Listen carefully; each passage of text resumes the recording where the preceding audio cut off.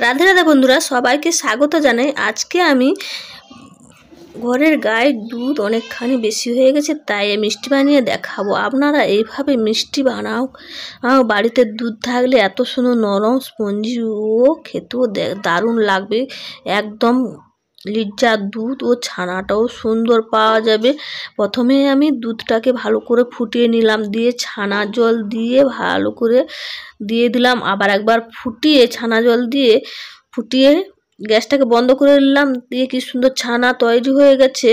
দিয়ে আমি গামছা একটা পরিষ্কার কাপড়ের মধ্যে ছেঁকে নেব ছানাগুলোকে। ছেঁকে জলটাকে ভালো করে বার করে দিতে হবে ছানা থেকে, চিপড়িয়ে চিপড়িয়ে, না যেন ছানায় একটুকু জল থাকে, তাই চিপড়িয়ে চিপড়িয়ে দিলাম। তারপরে আবার একটু ঠান্ডা জলটা দিয়ে দিলাম, না যেন ঠান্ডা জলটা দিলে কি হয়, ছানার টেম্পারটা বেশ সুন্দর শক্ত হয়ে যাবে, নরম নরম তুলতুলে থাকবে না। তাই আমি এখানে ঠান্ডা জল দিয়ে দিলাম।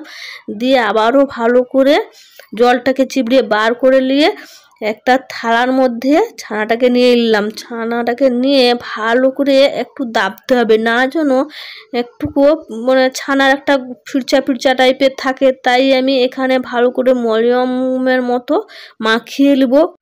একটু ভালো করে দাবতে হবে, যতটাই দাববে ততটাই গোল্লাগুলো ফুলবে সুন্দরভাবে ও স্পঞ্জি হবে। তারপর আমি গ্যাসের মধ্যে কড়াই বসিয়ে দিয়েছি। কড়াইয়ের মধ্যে 1 কাপ চিনি দিয়ে দিলাম, 1.5 কাপ জল দিয়ে দিলাম। জল দিয়ে চিনির রসটা তৈরি করে নেব। এবার জলটা, গ্যাসটা চালু করে দেবো, জলটা ও চিনিটা মিলিয়ে যাবে, জলটা ফুটবে।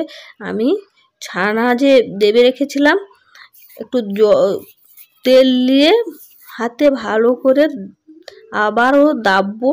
কিন্তু তার আগে আমি 2টো এলাচ থেতো করে দিয়েছি, সেটা হয়তো ক্যামেরা দেখানো হয়নি, তাই আমার ভালো করে দাবা হয়ে গেছে। দাবার পর আমি ছোট ছোট মুছি কেটে নিয়েছি। মুছি কেটে এবার ছোটো ছোটো এই যে একটু বড় করতে পারে, বড় করলে করা যাবে, কিন্তু আমি এই রকম সাইজ করেছি। দিয়ে একটু হালকা চাপ দিয়ে দিয়ে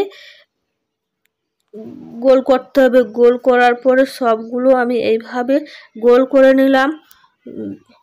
গোল করার পরে যখন কড়াই দেবো, আবারও একবার গোল করে কড়াই ছাড়তে হবে, না যেন একটুকুও ফাটা ফাটা থাকে। একদম সুন্দরভাবে ধীরে সুস্থে এই কাজটা করতে হবে। হালকা চাপ দিয়ে দিয়ে গোল না করলে কড়াই ছাড়লেই সব ফেটে যাবে বা মিষ্টিটা ভালো হবে না। আমার সবগুলো হয়ে গেছে। এবার রসটা ফুটে গেছে। এই ফুটন্ত রসের মধ্যে আবারও ভালো করে গোল গোল করে দিয়ে দিলাম। দিয়ে আমার কম রস আছে কড়াইতে, দেখুন কম রস থাকার জন্য আমি এখানে একটা ঢাকনা চাপিয়ে দিব 10 মিনিট মতো। 10 মিনিট ঢাকনা চাপিয়ে রাখলে মিষ্টিটা সুন্দর সিদ্ধ হয়ে যাবে আর একদম ফুলে যাবে সুন্দরভাবে। দেখুন কি সুন্দর ফুলে গেছে। এইভাবে এই মিষ্টিটাকে জলে দিয়ে দিলে ভাসবে, আর কাঁচা থেকে গেলে কিন্তু ডুবে যাবে। তাই বুঝতে পারা যাবে যে গোল্লা আমার রেডি হয়ে গেছে একদম সুন্দরভাবে। দিয়ে গ্যাসটাকে বন্ধ করে অন্য একটি পাত্রে ঢেলে নিলাম। দেখুন কি সুন্দর নরম ও স্পঞ্জি হয়েছে, দেখতে কিন্তু দারুণ লাগছে, খেতে তো আরও দারুণ লাগবে।